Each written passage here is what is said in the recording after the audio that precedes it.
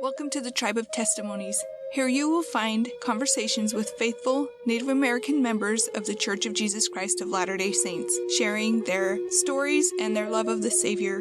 My name's Andrea Hales. I'm Navajo, and I'm glad that you've decided to come and join us today.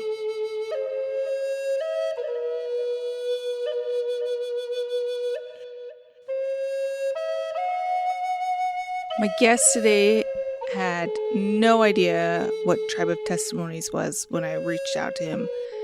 So he was kind and gracious, and we had a great time. I really appreciate Levi Esquerra for coming on.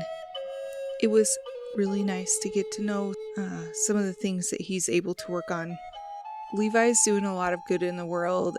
He's been led to where he is, and it's been a blessing to him and to others. And I love all the ways that he just talks about how he gets to bring religion and God and our Savior into his work life. So it's really cool. So here is Levi. I hope you enjoy this conversation.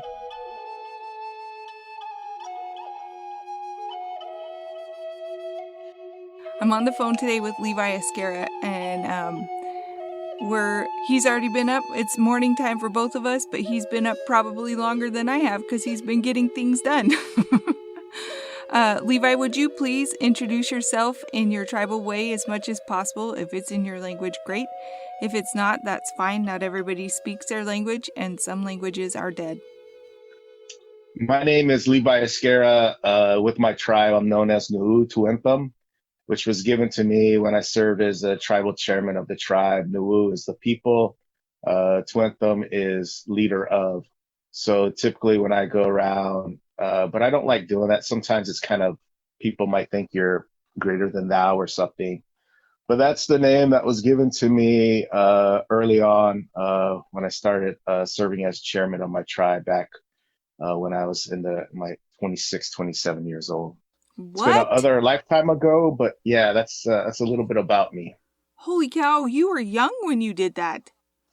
Yeah, I was really young, and it was an amazing opportunity, and it was fun. It was fun. So where is your tribe? Which tribe and where is it located?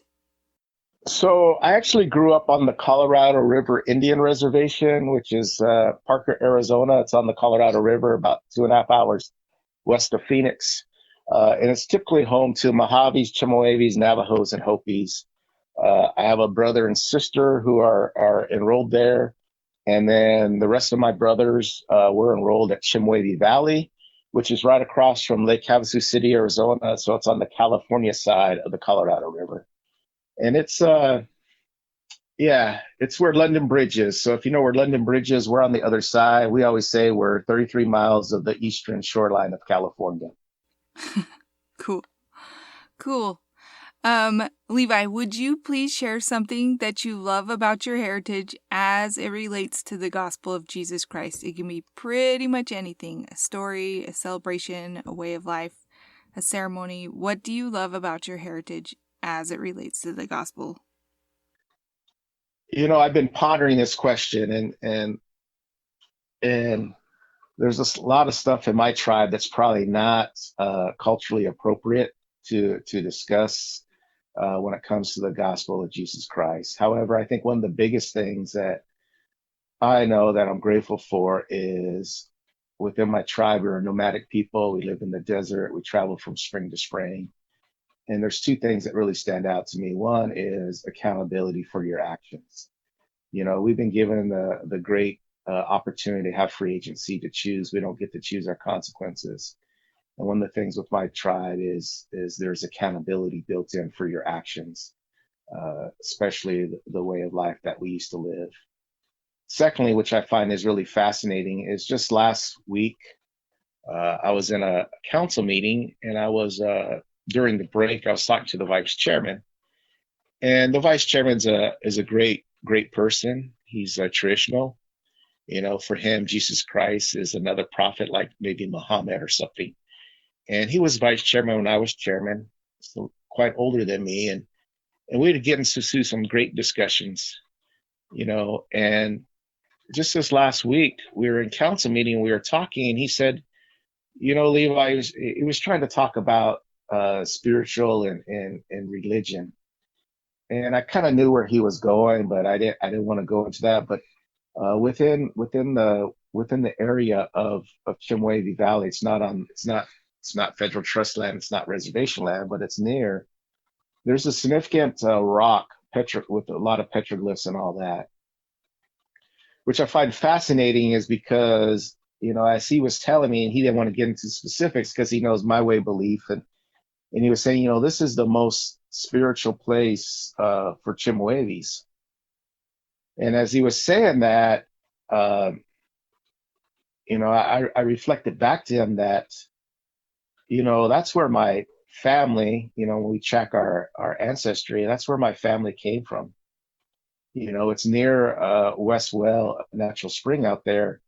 And West, is my great grandmother's maiden name, who married Judge West, who came from, but I mean, I can't go into all the detail of my family history, but it was just fascinating to know then that at a time and season, my family was keepers of this area, which at the time, and still today, that's a place of spirituality. It might be the temples, what we would see today is how Chemehuevis view this location. Yeah, that makes a lot of sense to me. I mean, uh, we know that Adam and Eve, they had to go when they left the garden. They went and they had an altar of natural stone, and we know that in the scriptures people go to the mountains. Like there are sacred places in nature that have just not been touched by the hand of man as far as changing it, but just being there and knowing that it's sacred the way it is. So, and also, I really liked what you said about accountability. I don't think anybody has talked about that before. I think I I think that's really. Well, I'll give you an example, right? We're nomadic people. We travel from spring to spring, and there's a time and season when you're going to be in certain locations, uh, because it's a way of survival, right? And there's certain seasons you're going to be in certain areas. We believe in the purification, would be going to sitting in a hot spring, and there's hot springs around our routes that we traveled. Well, given the makeup of our tribe and all that, when we got above 25, 30 people, our way of life couldn't support itself. So you broke up in bands. Well, if you weren't doing what you're supposed to be doing, it wasn't uncommon for us to say, hey, you're out of here. You gotta be accountable not only to yourself, but to the tribe itself. And I think, when you look at the gospel, the very first thing is we're accountable to ourselves, right? Mm-hmm. We know that we're going to be judged for our own, our way of life, right? Not others, but at the sense, when we're accountable for ourselves, especially in a church or service, we're providing service to others. I think there's that I don't know, it might be a stretch for me, but that's something that I really value and I appreciate, that it came from, generations and generations of the Chemehuevis people. No, like the way you just said that even makes more sense, because the first commandment is love God and the second commandment is love your neighbor. And if you're loving God, you're keeping his commandments, keeping the laws and being accountable. And then followed up by that is loving your neighbor, which means you're keeping civil laws as well. So I I think that's how I see it, what you just said. I love it. Sounds good. Yeah. So, I don't know much about you, Levi. Were you raised as a member of the Church of Jesus Christ of Latter-day Saints? Yes. So, my mom uh, is from St. Louis, St. Charles area in Missouri, and she moved with my dad, who was a member of the Colorado Indian tribes, and I'll say CRIT for short. They moved to the valley there, and she went through various sets of missionaries before she joined the church. And so I have one sister who I believe you met, and then I have five additional brothers. Uh, and my brother and sister were a little bit older. when they joined the church, and the rest of us, the younger brothers, we were all baptized around the age of 8 and raised in the opportunity of attending church. Yeah. And the one thing that I really want to say about that, it might not be with the gospel, but the one thing I truly value of my dad died when I was 4. I was getting ready to turn 5, and he passed away. So there was 5 of us, 12 and under, 12, boys. And there's things that stand out to me. I don't have many memories of my dad, a handful at most. But the one thing that I'm really, really grateful for is my mom never remarried, but the one thing that she really instilled in us is she has an amazing heart of giving, but she really instilled in us education. And so as you look at my family and my brothers and my sister, uh, my mom didn't have much of an education, right? But she instilled that. So I grew up knowing that I was going to go to college. Uh, I didn't know where, but I knew I was going. And I think that really changed the trajectory of my life and the opportunities that have come my way. And so I'm very grateful for that. You know, my oldest brother and my sister, they're both graduates from BYU and Provo. My oldest brother went on to get his master's and his doctorate, and my sister Shirley, who you met, has received her master's. My brother Flint is a graduate from BYU, and then he also went and got his master's in theater production in a LA school. My brother Jeff is a PA. Myself, I got my bachelor's from BYU and my master's from Washington University in St. Louis. And I think that's one of the things, that we're always, when we talk about the gospel, it's learning, it's taking time to learn, and whether it's the education format or even learning gospel principles, it's a lifelong journey of learning, right? It's eternal progression, and we're constantly the opportunities to grow and to learn, and then to put into practice those principles that we learn. And so I think I'm so grateful for my mom and instilling that and where I grew up at. Uh, I still, when I go home, I love to walk the canals and just think of different memories and thoughts that have come there.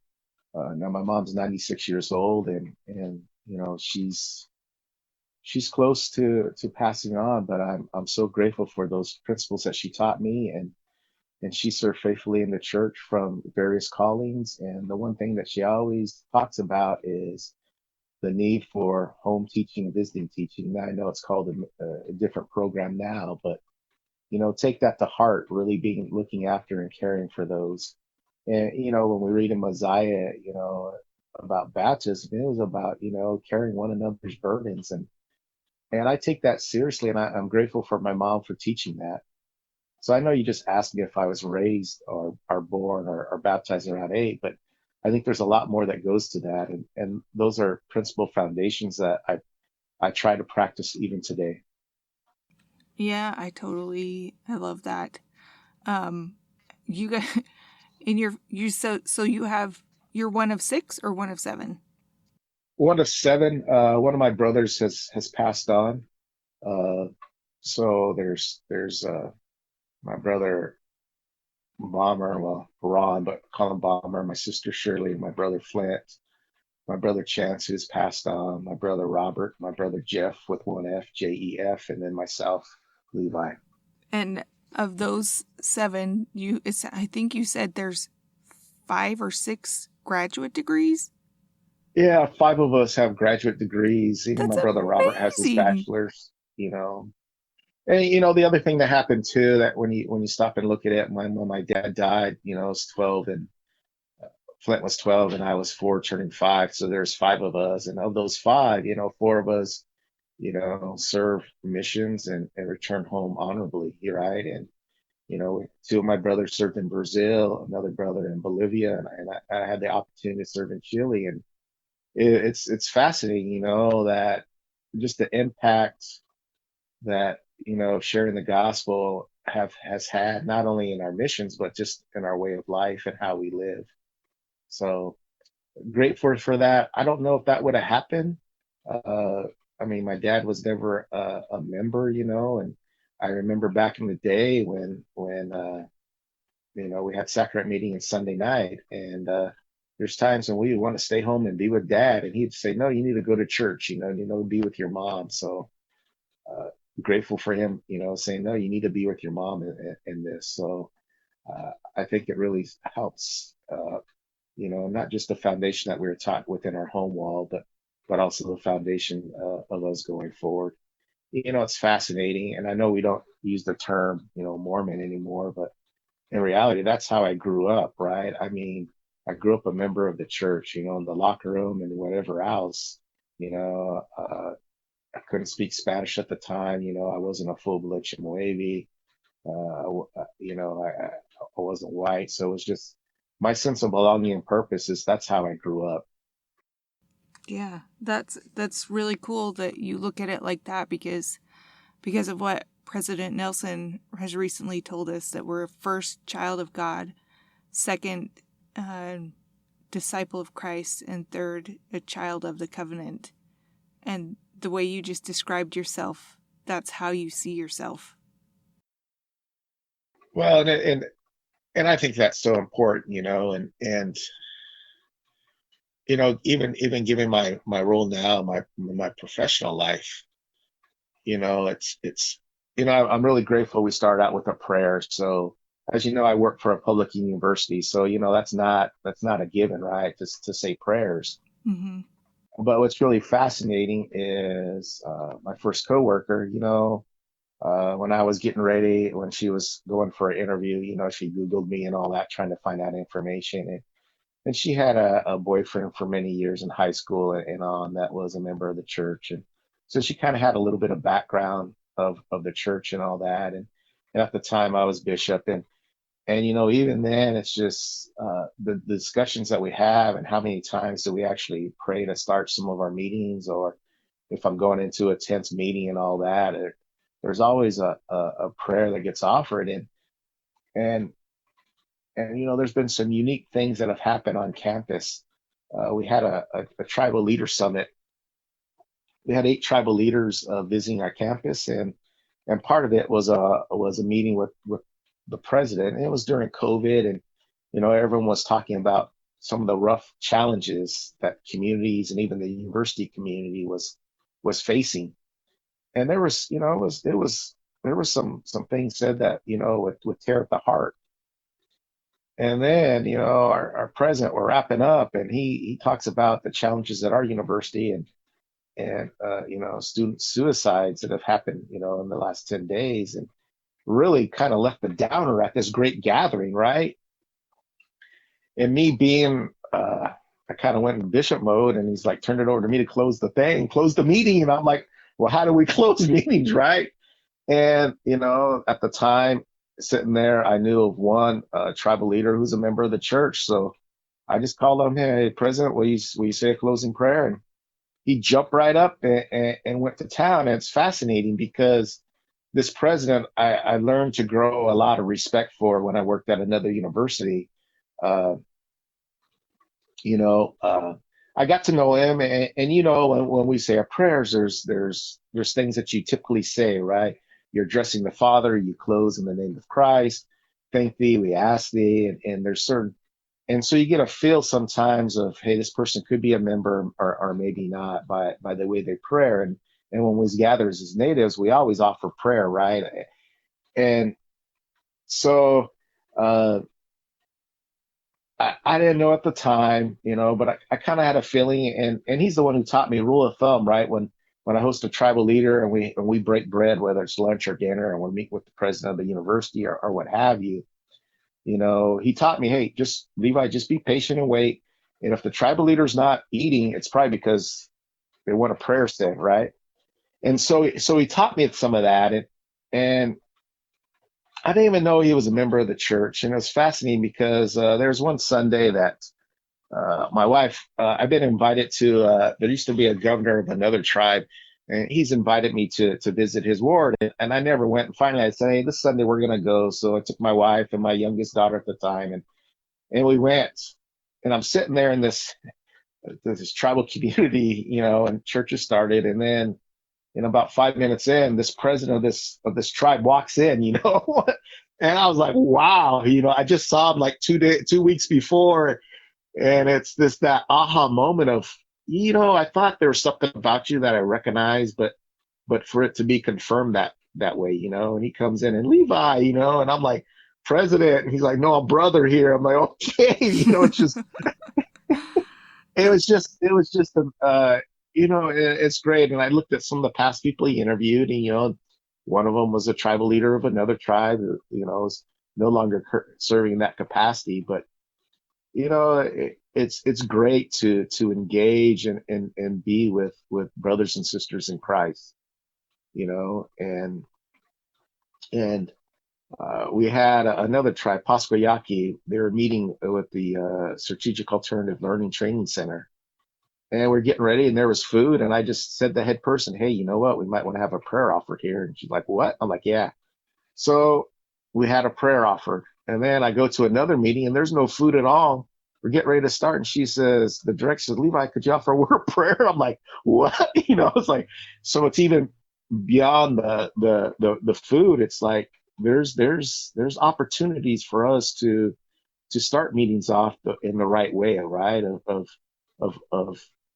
calling, of reaching out to our Father, and thinking for the opportunities in front of us, and discussing the challenges ahead of us, and seeking guidance in the Spirit, and I'm so grateful for that. And there's just little things that, my coworker once asked me about, how do you, you know, uh, you know, well, she said, "Levi, do you ever teach gospel principles?" And I'm like, you don't know how many times when I'm presenting some of the things I say. I was in DC at this big meeting. I talked about listening with real intent, or and I just kept on saying real intent, and then people are coming up to me and saying, "Hey, are you LDS?" Because, and it's like, but and then September 15th, every year I kind of return a report back to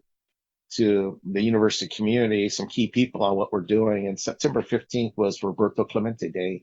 And you might not know who Roberto Clemente was, but he was a baseball player, and and he actually died on uh, New Year's Eve, because a really great baseball player, and he was doing a baseball clinic in Nicaragua. He's from Puerto Rico, and then they had an earthquake there when he was already back home, and so he heard that supplies weren't going through, and he basically,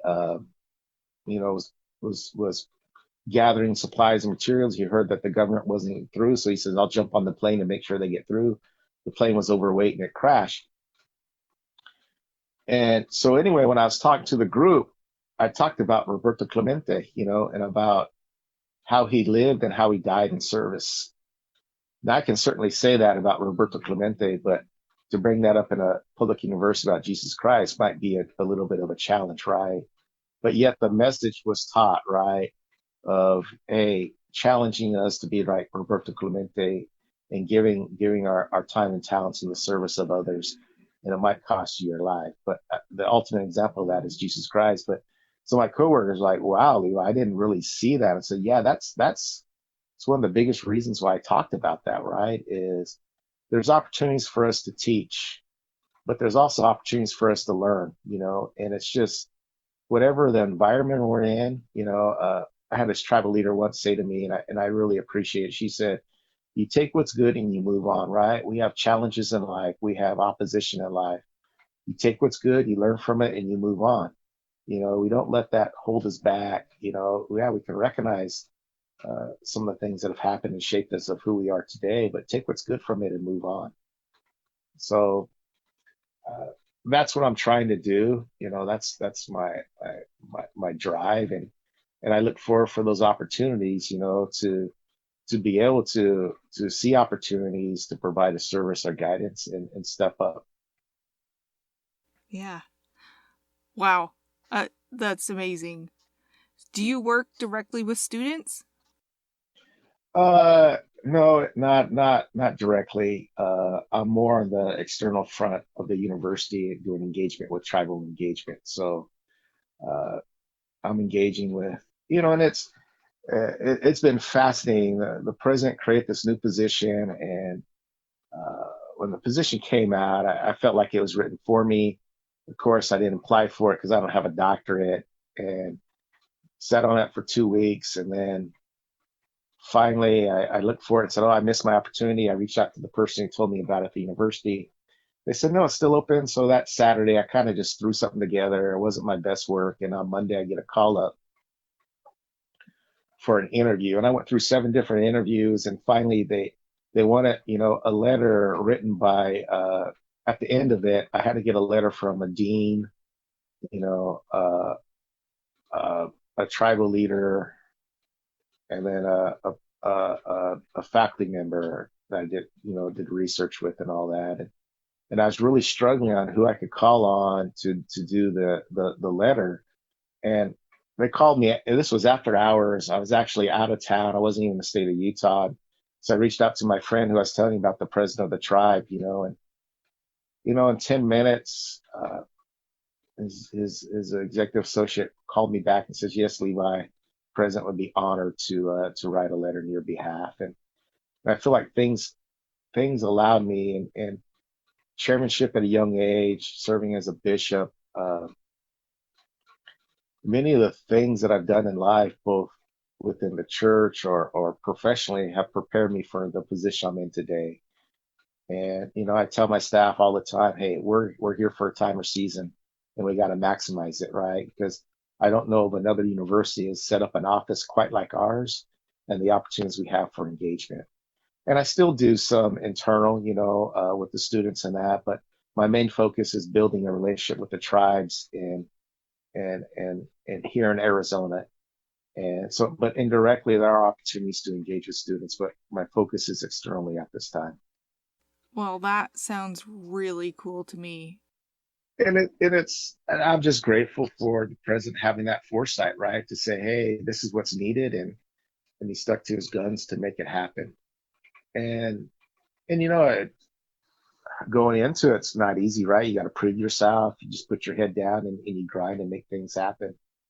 And that's what I'm trying to do. But I can say, we came back from the Christmas, New Year's break, and every week I probably engage with tribal leaders 3 to 5 times a week, whether it's phone calls, texts, in-person meetings, Zoom meetings. You know, uh, and when I say emails, it's not just sending an email; it's actually correspondence. And it's fascinating.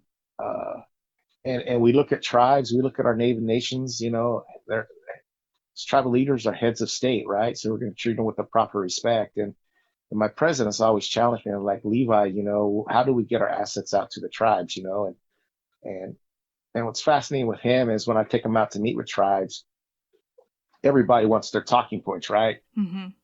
You gave me talking points too, right? Questions and that. But what's fascinating is when I go out, President, and I told him the first time we went out, and all those people, "What are we going to talk about?" I said, "We're just going to take time to listen and learn." And they're like, "No, what are we going to talk?" I said, "No, we're going to listen and learn." And first time we went in for this meet with this tribal who I had never met in person, right? Mm-hmm. He was part of my interview, and he was part of the interview team to interview, but I've never met him. Meeting started at 1, we got done at 4:30. We Mm-hmm. blew through other meetings, but it was like we took time to listen and learn. We got to know about him, his family, his likes, his visions, his goals. He got to know about us. And now I can say the university and the president probably have one of the strongest relationships with that tribe. And I'll never forget, we're wrapping up. It's 4:30, started at 1, it's 4:30. He says, "I feel like it's a Sunday evening and I'm at the dinner table talking to friends." And I'm thinking how fascinating it is that we got to that within one meeting. But sometimes you're constantly, building this relationship of trust, and it takes a lot of patience. And it's listening, and when after or when you develop that patience, then, there's opportunities of trusting people, right? And it's just a long process. And I was so fascinated that we got there. And now, like I said, the president of the university, they trade texts, they talk about, whether it's stuff happening within the tribal community or at the university or in Arizona or the world in general. And it's just fascinating to know. And I truly believe at the end of the day, it's about relationships, right? I mean, we pass on, we're not taking any of our monetary gains. It's those relationships. It's who we were, right? I mean, it's our actions of being accountable for what we did. We go through that judgment time. Is we got to stand and be accountable for who we are. So, as you're talking about this, I am just envisioning our relationships like as missionaries, and I'm also envisioning our relationships with our heavenly Father. If we would treat each other like not just formally in whatever missionary ministry kind of service, whatever, if we would do that better, that would be more like what you just described, and we would have better relationships. And if we did that with Heavenly Father, if we just listened to Him better, we would, man, be way closer to Him. Well, and I think the big thing with that, with what you just said, it's when you look at people, how does Heavenly Father, how does God look at them, right? Sees all the potential in the world, right? Sees all the good in the world and what that person could actually be. And I think it's on us. And it's hard, right? Sometimes people say things, do things that I'm just like, oh my goodness, or you're creating more work for me because you're being selfish. But at the end of the day, Father in heaven has a great love for that person, right? Sees potential in that person. And we have to have, and that's something I learned, I I was I remember a fast and festival meeting, and oh, there's this member of the church I was going to bring to my office, and I was pretty. I had some things I needed to say and do, and this sweet sister got up and bore her testimony, Sister Fairborn, and she talked about how God of mercy, right? There's a time when there's going to be justice, but God gives us all these opportunities, one of mercy, one of love and joy. Oh man, she was bearing that testimony. It was like she was just talking to me through, this is what Father in heaven wanted me to learn at this moment. And it totally changed my attitude for this follow-up, interview that I had to have. And I think we got to be, and like I said, I'm not perfect in this, but you got to strive to listen to the Spirit and try to exclude try to give out the love that our Father in heaven extends to us, to others as well. Wow, yeah. I definitely agree. What are some of the things you learned as you were chairman of your tribe? How long did you serve in that position? Uh, I served for 2 years and then I left for graduate school. I think one of the things that, I mean, I learned a lot of things, right? I learned that first resource people tend to come to is the tribe, and it was really fascinating, right? Because we're taught, and I believe, hey, you take care of yourself first, right? And then you go to your family, extended family, before you go outside that. And I think there's challenges is that when we're always looking outside as opposed to looking at the mirror and being accountable for ourselves. And when I say accountability, I'm not talking just about financial things. I think it's in all aspects, right? Mm-hmm. I mean, I have trials, I have things that I'm constantly dealing with as well. But I know at the end of the day, it's I'm going to be accountable for my actions, you know. And I think the other thing, I think one of the reasons probably why that I was elected chairman is at the time we opened up sister missionaries actually coming into our tribal community, where before they hadn't, right? And I had that ability to make that happen, you know. Uh, I also learned that, when people read the good book, the Bible, they have different opinions and thoughts, and we know, right? There's many different interpretations of the Bible, alliterations out there, and that's why I think that leads to a lot of different interpretations of thoughts, and how the community church there didn't want kids to come to their sermons and all that because they disrupt the meeting. And I'm thinking, wow, that's one of the last things that it taught. Christ taught about becoming as little children, and yet, you know, so there was opportunities, to extend the gospel message. Uh, I think the other thing that I'm grateful for is allowed me an opportunity to learn more about my Chemehuevi heritage, right? Of a little bit more, and just the challenges that our community had and we still have today, some of the social ills that we're fighting against. And there are answers, there are solutions for that, right? But it's just, yeah, it's weird you ask that question. It just seems like it's a whole nother lifetime ago, you know. Yeah, but it was an interesting time. I think even now I live in an interesting time where I'm at, in my state of life as well. Yeah.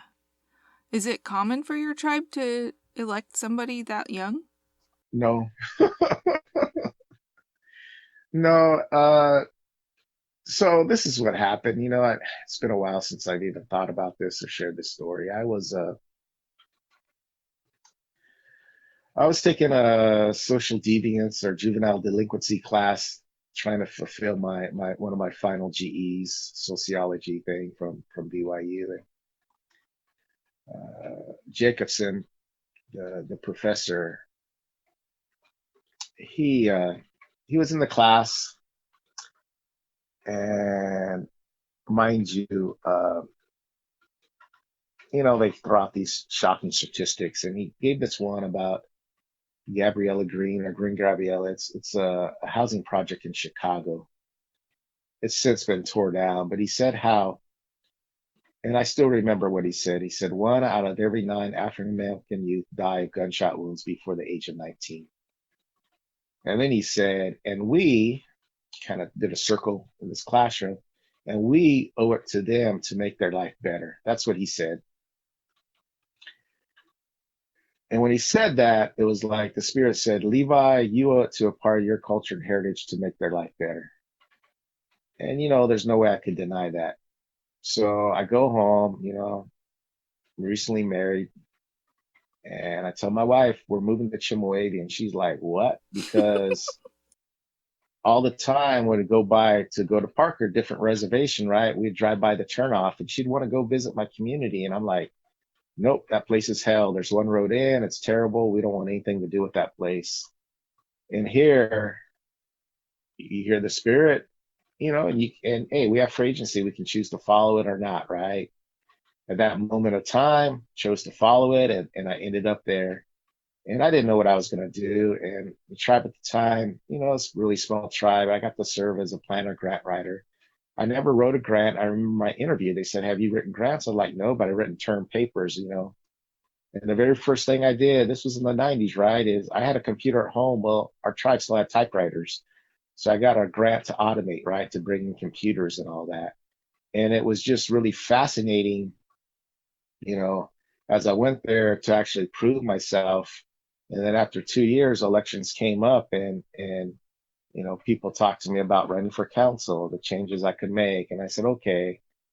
And then I was the top vote getter, and my tribe elects a tribal leader from within the tribal council. Oh. And so I had two factions of families that they want their person to be chairman, and me to be vice chairman. And I'm like, I really like my job, right? I want to just do my job. I don't want to do that. And it was getting pretty tense there for a week. And then I left for a conference, and I come back on Friday.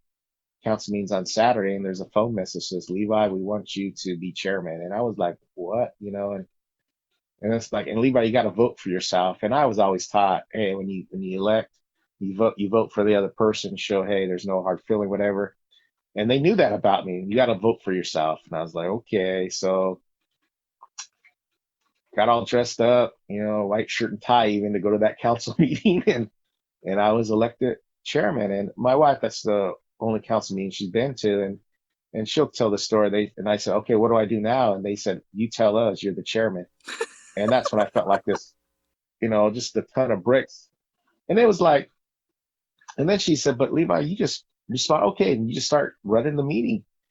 And I think, you know what, there's little things that prepared me for that. And I think being chairman actually prepared me for the position I'm in today. And so I'm a true believer when you listen to the Spirit, you're guided by the Spirit, you act on those promptings. It's finding out God's will for us, which should bring us joy in the end, right? We might not sense it or feel it, but I think when we take time to be humble enough, uh, you know, uh, to follow those promptings, uh, it leads us where we need to be and the impact that we need to have. So that's kind of my story. I graduated. Like I said, I was there for 2 years and I served, and then it was rough. I had two kids at the time, living in the community, and then I had an amazing opportunity to go to Washington University in St. Louis, where the person over the program is another member of the church, and he reached out to me about going to school, and they provided me a scholarship for tuition, a living stipend. I mean, they provided quite a bit of stuff for me. That it was a great opportunity, and I got to go back to the St. Louis area where my mom was from, and I got to know my aunts and uncle and some of my cousins, and it was an interesting time, you know, but I'm so grateful for that opportunity that I had. But I still remember being in that classroom, and if I wouldn't, felt those promptings and acted on it, who knows where my life would have been, you know? Wow. Yeah, that's amazing. Um, Back to present day, what are some of the amazing things that you are working on with in your position with your university? Like what things what are some of your goals? What are you guys doing? That's a unique question because my office was set up, and basically the president said, hey, go get things done. And, you know, being this new capacity, it really opened me up to do and try different things. And we've done quite a bit, and I got to get better at smelling the roses, not just thinking about the thorns, right? Uh, we've there's three or four things that I could really highlight that I think are next level. One of the things that we're doing is we're actually adding native language to our building signs. So we're recognizing the tribes, and they get to add their language. So the very first building we did was our communications building, and we added in South the Nation a place where communications, right, a building of communications. Hopi came in and they did Old Main, which is where the president's office is. My office is the oldest building on campus. And they added Kisongvi, which is, in my mind, heart of the village, where thoughts and prayers come to one for the greater good of all. And they added that to their sign. We had an unveiling, and we had the chairman, and we had dancers. We had that opportunity to engage and teach our university community about the Hopi tribe. We added Apache language to our football stadium. In their language, it says, "We fight until we win." We added Wallapai to McKell Center, and just so you know, we're a big basketball school, and it says a place to play with basketball. We added language to our poetry center in Fort Yuma Quetzal, our Quetzal language that says, "In the silence we prepare to listen." Our global campus, we're adding language from Ak-Chan about "Our house is your house." We're adding to our business building about "Let wisdom guide you," right? From another Apache tribe.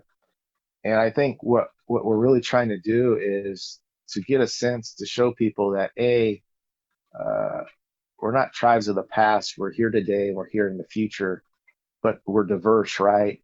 And I think these little signs are that we're doing builds upon that. It showcases that. Uh, and then the what we're starting to do is Utah Youth, and we got this from the University of Utah. They do what they call a Youth Proud game, where they bring the youths in, and 3 or 4 minutes they highlight the tribe itself. So we did that too. We brought in the four Otham tribes to Otham Nation, Ak-Chin, Gila River, Salt River, Pima, Maricopa Indian Community, and to do a celebration of recognizing these tribes, right? And so the very first football game of every year, we're going to have that acknowledgement where not only do we acknowledge the tribes, but we actually highlight them. We celebrate their tribal leaders. And in this case, they actually did one of their sacred running songs, and we had the four tribes walk in from the four corners of the youth council and the council and royalty walk in and be recognized. And I think anytime I tell people, anytime I have an opportunity to provide opportunities for education, I always call it like enlightenment moments, but for others to be enlightened or educated on tribes, our native nations. In a nutshell, that's my role and that's my job, right? It's how do we learn from one another? But one of the ways to learn is to take time to learn someone's culture and their traditions. And those are some of the things that I'm doing to allow that to happen. And there's times when I feel like we're on a tidal wave and it's moving really fast, and other times, I'm trying new things. And we're in the process. But it just came out that we're having some budget issues. But we want to do a monument recognizing the 22 tribes of Arizona, and ultimately, we want to build a cultural center, a student learning center.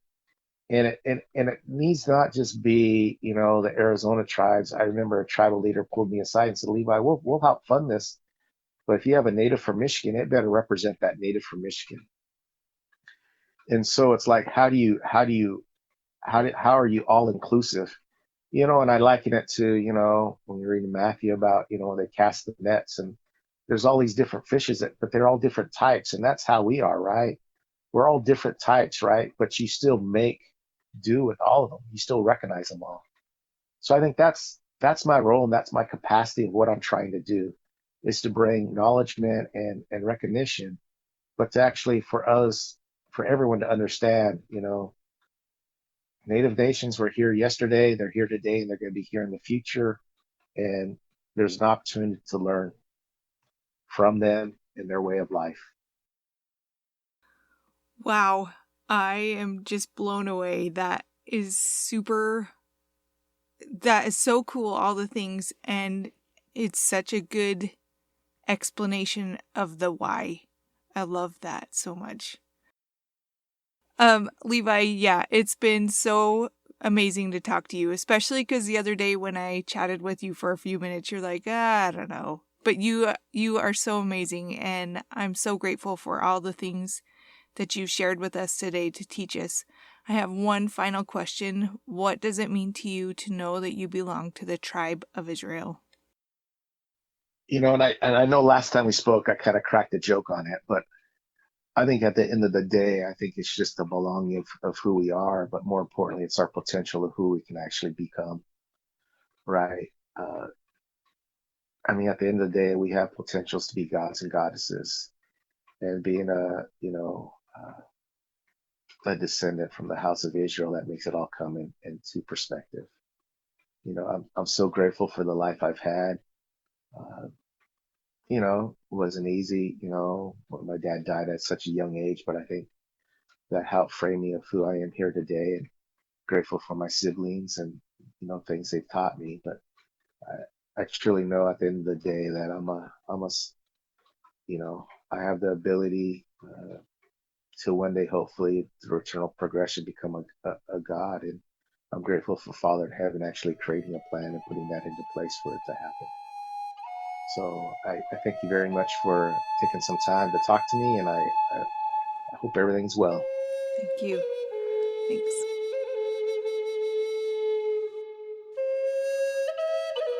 Usually at this point, I leave you with some things that I've been pondering, hopefully uplifting things. I have drawn a blank today. I've totally drawn a blank. But I've been wondering some things, and so I would really, really love feedback. Is this podcast doing any good in the world? How has it affected you? Has it been useful to you. I really want to know because I really want to know if this is something to keep doing. I've almost been doing it for 3 straight years now, and I really want to know if I should keep doing this. I know that sounds weird to be asking, but I am. I'm asking because I really would like to know. Am I making a difference? Are my guests reaching you? I've tried so hard to make this as intertribal, intergenerational, interstate as possible. I have reached out to absolute strangers, like people that I didn't even know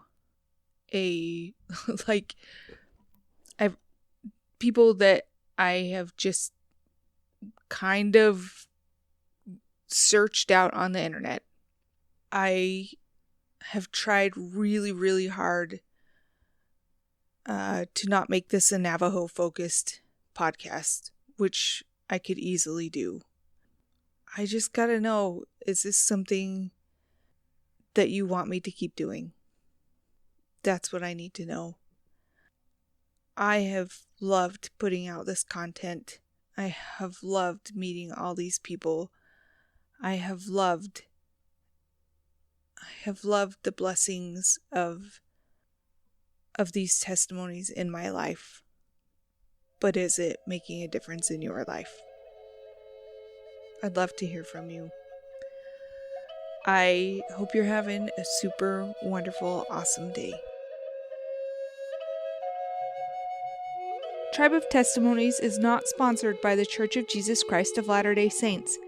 The music is a traditional hymn, Come Thou Fount of Every Blessing, arranged and performed by Kyle Forsyth. I would love to hear from you. I would love to hear how this podcast is affecting you. And I'm always looking for guests. If you or someone you know would be a great guest, you can reach me at tribeoftestimonies@gmail.com.